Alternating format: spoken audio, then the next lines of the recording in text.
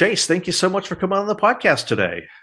Hey, thanks for having me. This is a bit of a fanboy moment because I've used What's My IP address a whole bunch of times. So this is awesome for me. Well, that's cool. I'm glad that I've earned 2 cents off of your visits, and it's always fun to talk to people that have used the resource over the years. And your background to me is totally interesting and fun. So let's dive on into it. Yeah, well, Uh, thanks. It's been an interesting ride to get to this point. so let's talk about that. What is your background? What do you do, and how did you get to where you are now? Yeah, sure. So I'm a retired Navy chief. I was a cryptologist for my career. After that, I got medically retired, and then I went and worked at NSA for a number of years. I was a contractor there doing a bunch of stuff. Also was lucky enough to work as a contractor and at some other agencies that have three letters in their name as well. I worked at Forrester Research for a number of years and put all their zero trust stuff kind of into formal practice. And then since then, I've just been bouncing around and helping where I can. But I've managed to write some books in that time as well. And it's like I say, I've been blessed that I've been exposed to the stuff I've been exposed to. I regularly consult now with folks on Capitol Hill and the executive branch too. Interesting. So don't take this the wrong way. You don't look like your typical cryptologist. Cryptologists usually look a little bit more like me than they do you. So was this like something that you were always interested in, or was it just kind of the trajectory of your career? It was really the trajectory of my career. I actually got lucky because when I first joined the military and the Navy, I didn't join as a cryptology guy. I joined as a diesel mechanic, and I was working on some gear and doing things that I shouldn't have been doing to computer systems that managed some of the fuel oil and things like that and steam systems. And someone found out that it was me. So yeah, and luckily, instead of sending me to Leavenworth, they gave me an opportunity to change my career, and it turned out to be a good change. So I just, again, when I tell people like I've been blessed, I'm not playing. Like I really got lucky. So how does that go down in terms of, because that's a real fundamental shift, at least. I can make an argument that it isn't, but it sounds like it's a pretty big shift in careers. Yeah, it was a absolute change from everything that I had been exposed to, and it was really kind of weird for me because when I was getting ready to join the Navy, to this day still remember I had the job sheet in my hand, and one was a diesel engineer, one was a corpsman, and one was a cryptologist. And I was like, I like working on engines, so I'll do the diesel thing. Turns out in the Navy, I didn't really work on engines. I was doing like air conditioning and plumbing and piping, and it sucked, and I hated it. But I did like the computer side because I was the one guy in engineering that knew how to do a lot of things on computers. And then when I transitioned over and went to like code school in Pensacola, I was honor grad at every class I went into. So it just was, fortuitous that that was kind of something I was, I guess, hardwired for in my future. That's always cool when people end up in something that they just have this latent talent for and can excel at. How many years did you spend doing cryptography? So military time total was around 13 years. And then when I transitioned over to Fort Meade, I was there for a few years after that. And I did a bunch of stuff in Pensacola. So, I mean, straight up like cryptography, operational cyber side was, 15, 16 years. And then since then, I've moved more into the strategy consultative side. I'm not doing red teaming or pen testing or anything like that anymore, which I really did enjoy. But now now I guess they tell you, right, you got to grow up a little bit. So I had to grow up and kind of move out of some of that. So I'm curious because you come from a military background, and I feel like all my life there's been this discussion of impending cyber war, and it's going to change the face of how the military operates and what a war looks like. And in my mind, it really seems like Russia Ukraine is really kind of the very first time that this is really starting to play out in the real world. Is have I just been missing stuff that's been going on behind the scenes, or is this really kind of the first? No, I mean, you've been seeing it play out in real time. I think that even if you go further back and go to like Estonia, when the whole thing happened with Russia and Estonia, that was kind of I guess you'd call it like the first shot of the Revolutionary War that happened in cyber, in my opinion. And then since then, you've seen this kind of evolution. I think what we're seeing in Ukraine right now is honestly the future state of warfare. What really interests me is kind of tangential to cyber, I guess you could say, but it's the combination of methodologies between drone warfare, between electromagnetic countermeasures, between hacking and critical system stuff. So I think that is like if I pictured out like where would warfare be in 2050, I think you take Russia, Ukraine, and you make it kind of sci-fi-ish, and that's what warfare looks like. I don't know if that's like. Hopefully, I don't know if it's a good thing or a bad thing, depending on how you look at it. Hopefully, no I think massive we'll lose bomb. less human lives, to be perfectly frank, Yeah. which is good. I think if you're a fighter pilot, you should probably be looking for another career because we're not going to need you soon. Well, can that be? Well, I guess then you've got AI drones, and you don't really need the pilots, and everything's on automatic, which gets a little scary. Even if, yeah, I mean, even the non-fully autonomous ones, like there's, and this is public knowledge, so I'm not getting myself in trouble on the classified side, but I mean, there's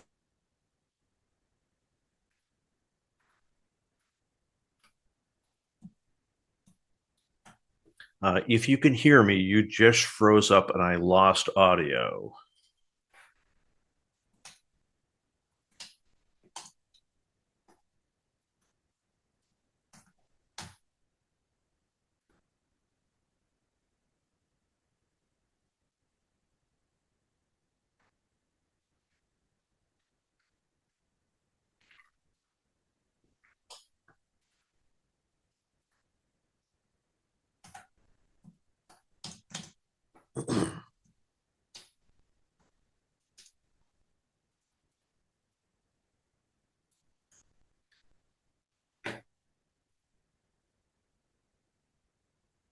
okay.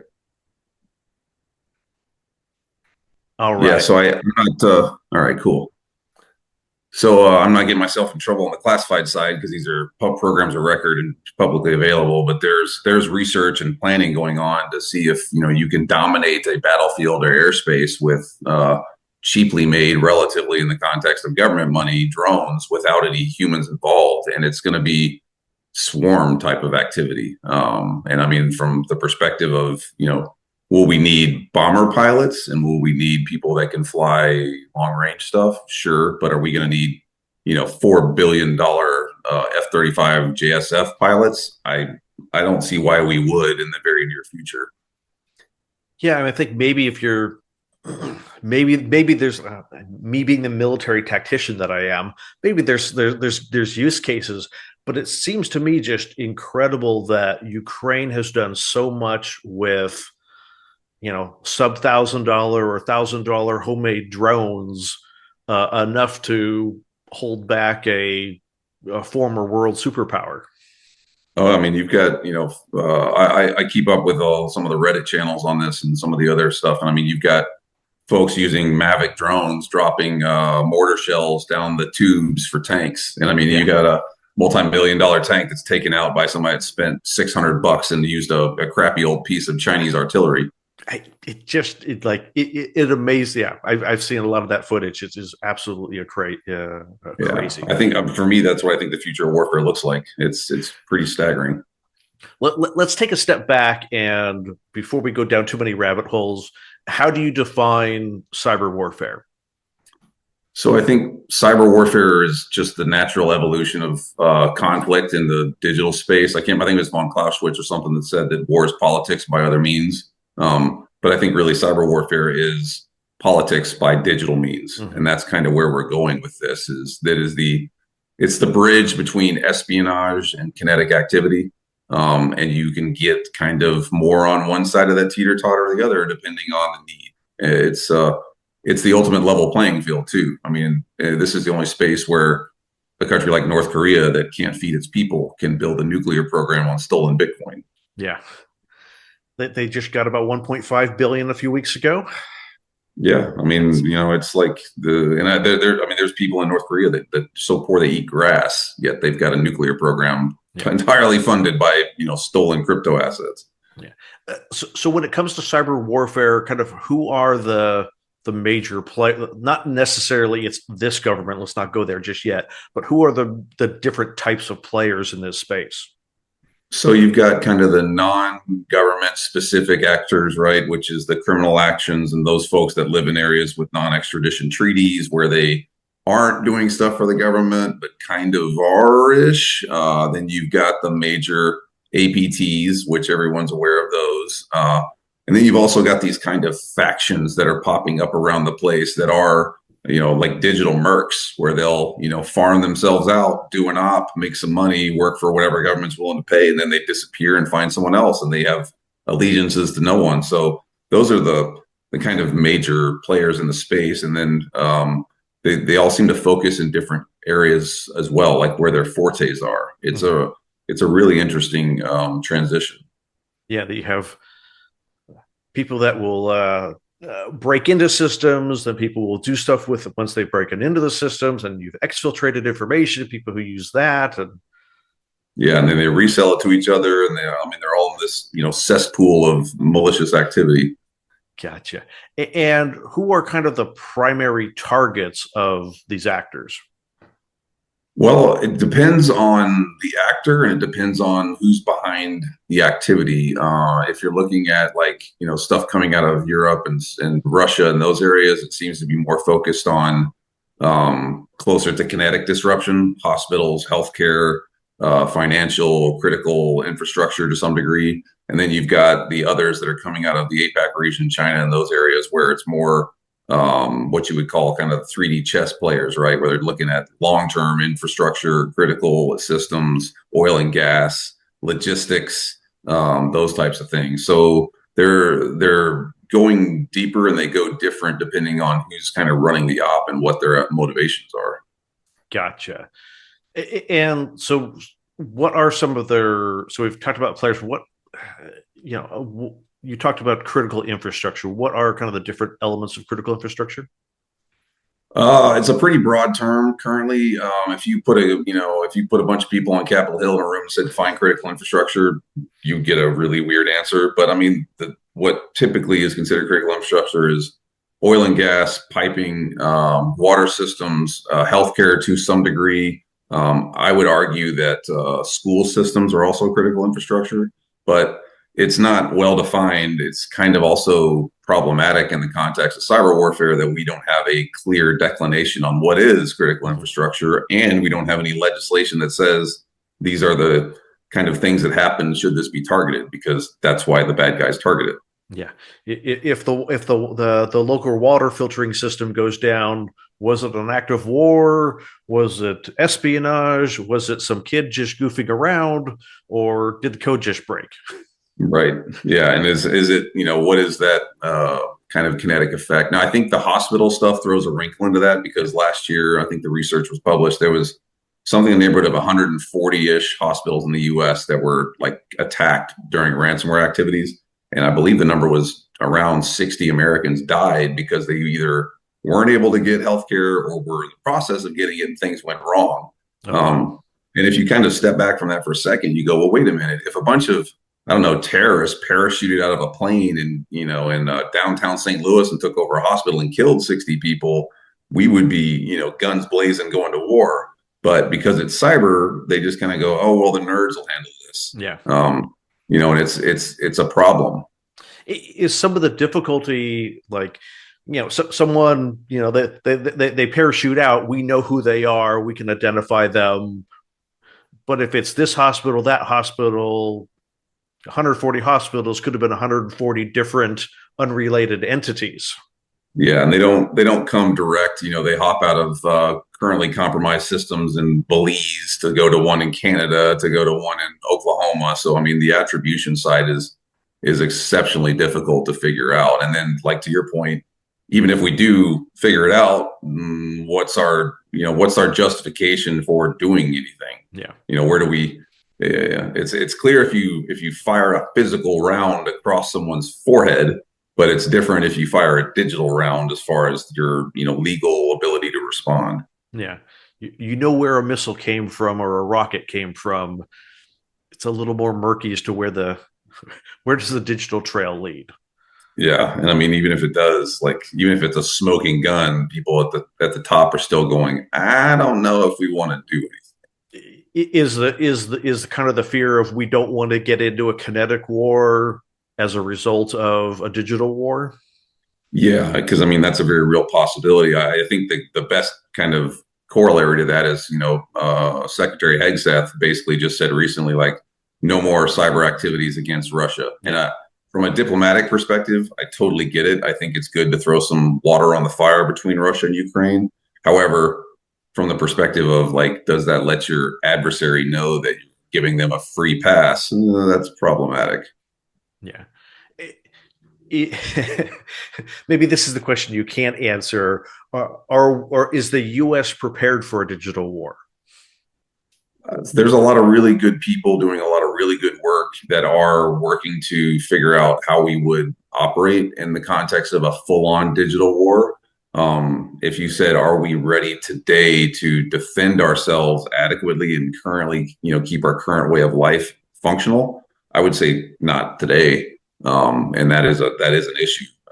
And there's so many factors that affect this. It's The cyber warfare for me is like the most interesting evolution of the combat space that there has been in history. Other than like the invention of gunpowder, Yeah, things have not changed this dynamically in the entire human history. because it's so not. Uh, I don't even know the right phrase for it. If you see the military coming over the hill, you know what to defend and you know where to run. But if you're in the interior of the United States and your water filtration system stops working, where did it come from? Where do you go? What's next? Really isn't clear, is it? Yeah, and the doctrine in the space has changed too. If you're not familiar with the CIA's translation of a book that was written by two Chinese PLA colonels called Unrestricted Warfare, those guys basically set the future state of digital conflict out in front of us. And what's crazy is if you go read through that book and you really plot out what's been going on in the last, say, 7 to 10 years, it's like, oh my gosh, this was almost scripted. Oh, wow. And the things that they're talking that are coming should also be very concerning to people. So, what do they say is coming next? So they talk about maneuvering. What do they call it? There's a chapter in there that they say the war god's face has become undefined, and that's an interesting thing from the Chinese perspective. Of they're saying that the goal is basically to make it where you don't even know who you're engaged with or why they're there. They Yeah. talk about things like data warfare. They talk about economic warfare, lawfare, all these things, and it for them the whole premise of the book is there are no laws, there are no goals. It's just to cause enough chaos that the enemy falls in on itself. Mm-hmm. And that's a very interesting perspective because we're a country that's built around processes and requirements and directives and legal issues and whatever. You throw enough monkeys into that camp and it gets really crazy really fast. Yeah, because I mean, if the war is no longer about we want this plot of land, we want this territory, but rather we just don't want you messing around in world affairs. Those are very two different goals, and you give enough country any chaos within their own borders, and we don't have to worry about what they're doing anymore.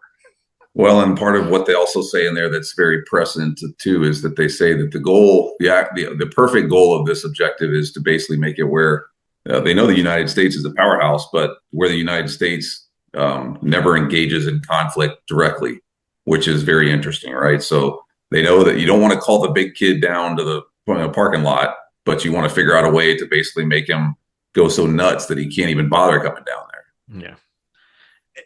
And are the techniques good enough that we wouldn't even know if it's happening?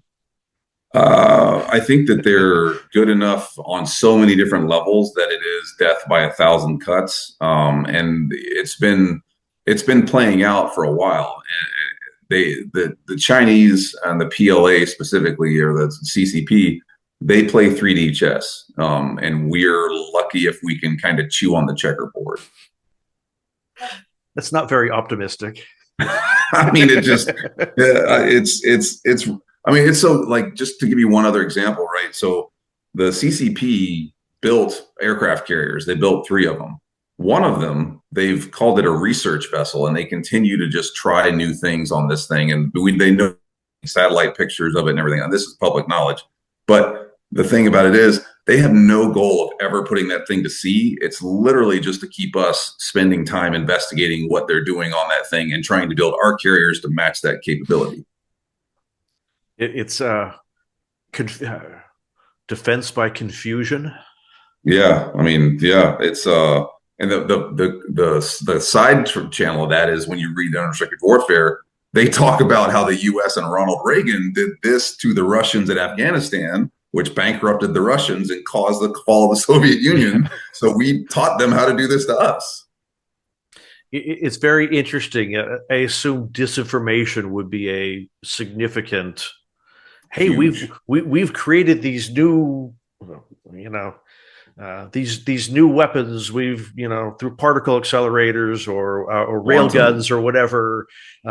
We figured out the technique to make them portable, and we can move them around the world, and let's build some structures and put them on a boat somewhere. And now the U.S. is freaking out. Yeah, even like the stuff I was reading recently, where there was a whole thing about, is the CCP going to use all the data that they've collected and use quantum to crack that encryption? And maybe, but I mean, in the grand scheme of things, is that going to happen right now? Probably not. But it's enough to make people freak out and go, "Oh crap, we got to keep up on the quantum race." Isn't that where countries do best in a sense? Is when we're looking at the U.S. and Russia, and like we want to be the first in space because we have an adversary. We want to be the first to the moon because we have an adversary. Some really amazing, good, positive technology has come out of those Oh events. yeah, yeah. Yeah, but then there's the wrinkle of, I mean, to go forward on that is, as we progress forward, like who will be the global superpower? Yeah. I would suggest that the U.S. is our time is limited there, for a whole lot of reasons, and cyber is one of those playing fields that make that very level. Now, this is not all doom and gloom. There's plenty of great things that are coming, and we're doing amazing stuff, but it's just an honest assessment of where things are. And it's good to have an honest assessment. If you don't know where you are, you don't know how to get where you need to go. Yeah, right. Like, yeah.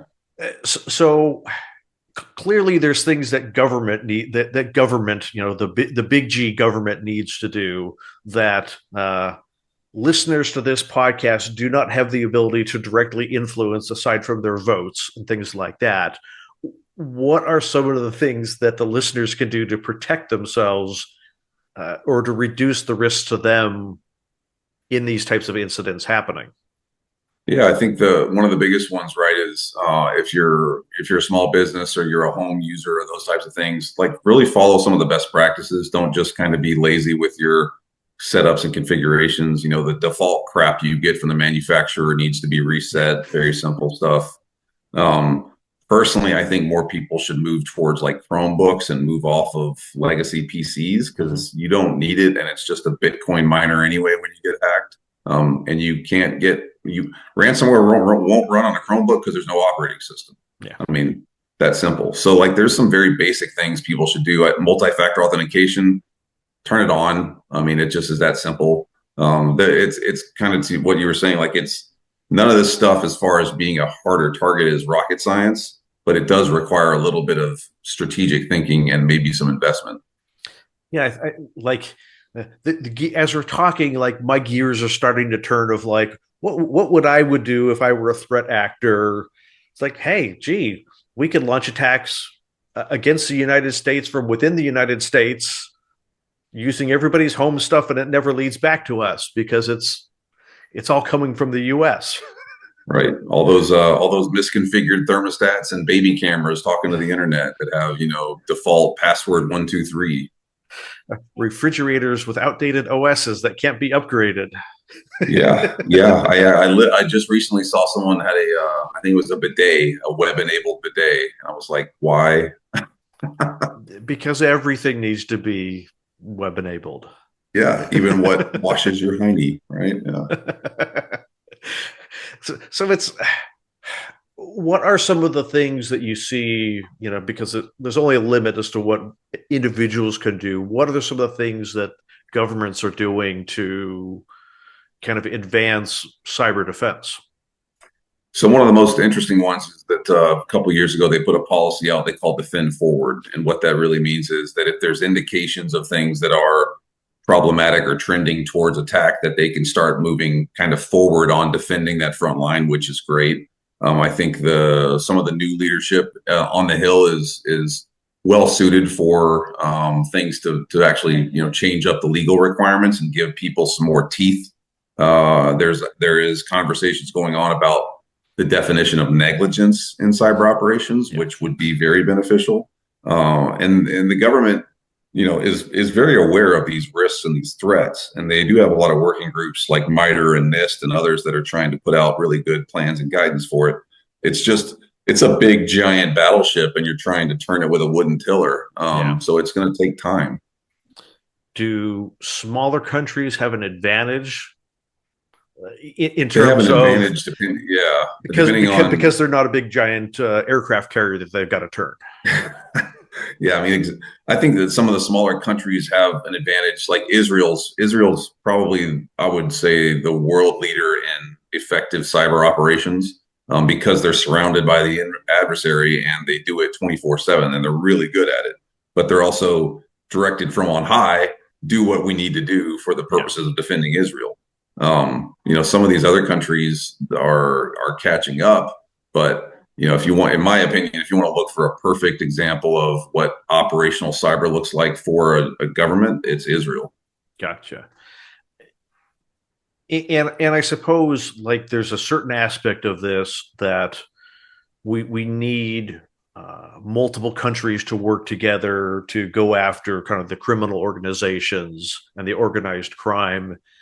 Is that kind of one of those things that everybody feels good about getting rid of or trying to You mitigate? know, I mean, there's so many, it's just like the mafia back in the day, right? Where the mob paid people to kind of turn a blind eye to things. And then you've got these countries where the bad guys live there. And I can't remember the story. Maybe it was in like Rolling Stone or Wired, but there's somewhere in like Latvia where all they have is Western Unions and Lamborghinis, and everybody else has got a donkey and a hut, but it's all because of cybercrime.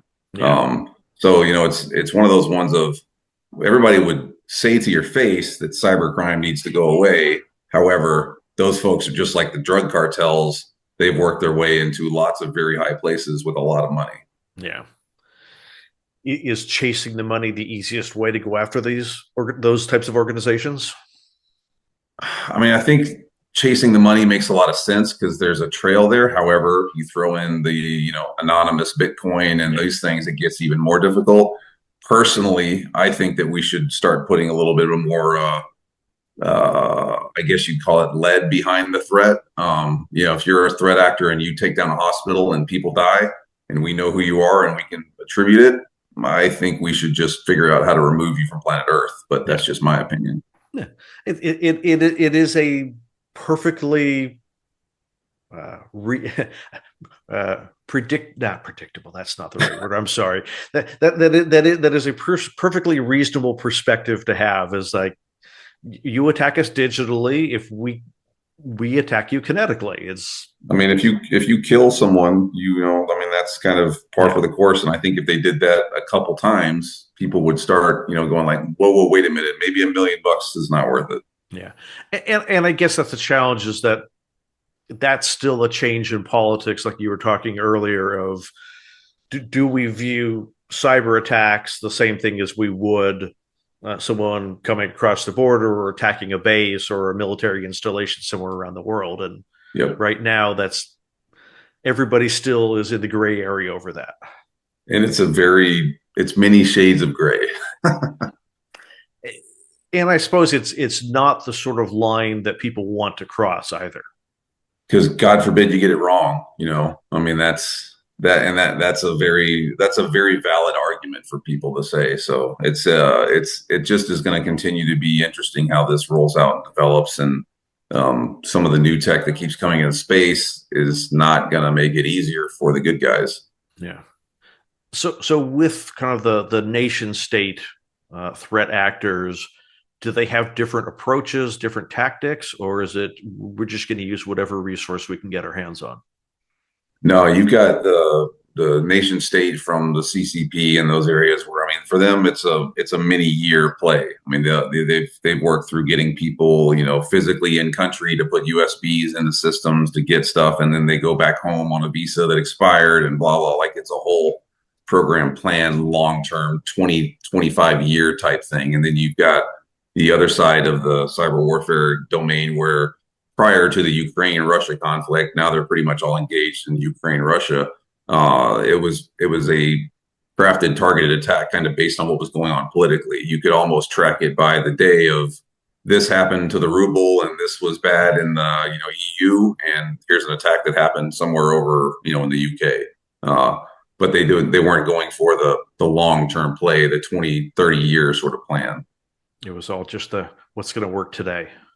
Yeah, it was a very knee-jerk reaction. Yeah.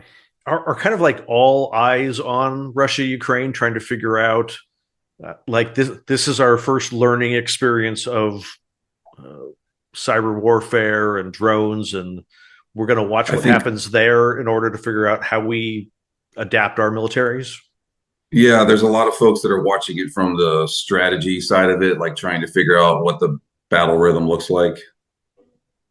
Oh, did I lose you again? You've lost video, but your audio is still working. Okay. Hang on one second. Let me see if I can switch.